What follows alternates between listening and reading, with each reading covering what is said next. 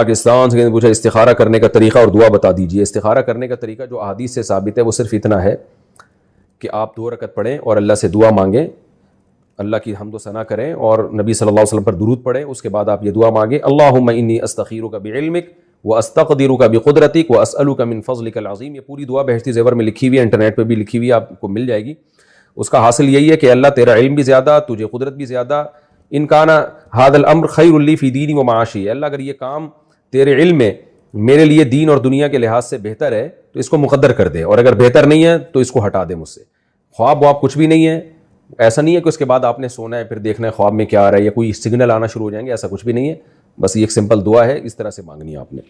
میرا گن مین تھا, اس کو وجد ہو گیا, اسٹیج پر کھڑا تھا سیکیورٹی کی ڈیوٹی کرنے, خطاب کا جب درمیان آیا تو اس کو وجد ہو گیا, اس کی گن نیچے گر گئی, خطاب میں مست ہو کر وجد میں آ گیا. میں نے اس کو ڈیوٹی سے فارغ کر, میں نے اسے کہا کہ وجد کرنا ہے تو فقیر بن, اگر گن مین کرنا ہے تو دھیان کر. مطلب ہے بنے ہوئے ہو گن مین اور ساتھ وجد کرتے ہو, تو یہ بے دھیانی کیا ہے؟ جیسی ڈیوٹی ہو اسی کا دھیان ہوتا ہے. اور عام آدمی اور ولی میں فرق یہ ہے کہ عام آدمی بے دھیانی کرتا ہے, ولی بے دھیانی نہیں کرتا. مالک کی دوستی میں, وفا میں اتنا فنا ہوتا ہے ولی کہ وہ چاہے بھی تو بے دھیانی نہیں کر سکتا. ولی ایک ڈیوٹی پر ہے, وہ ہر وقت یہی دیکھتا رہتا ہے کس شے میں راضی ہے, کس شے سے منع کیا ہے, یہ کھاؤں یہ نہ کھاؤں. یعنی ولی ہمہ وقت اس کے دھیان میں فنا رہتا ہے, اور جسے محبوب کے دھیان کے سوا کسی شے کا خیال ہی نہ ہو وہ اس کے امر کو کیسے توڑ سکتا ہے؟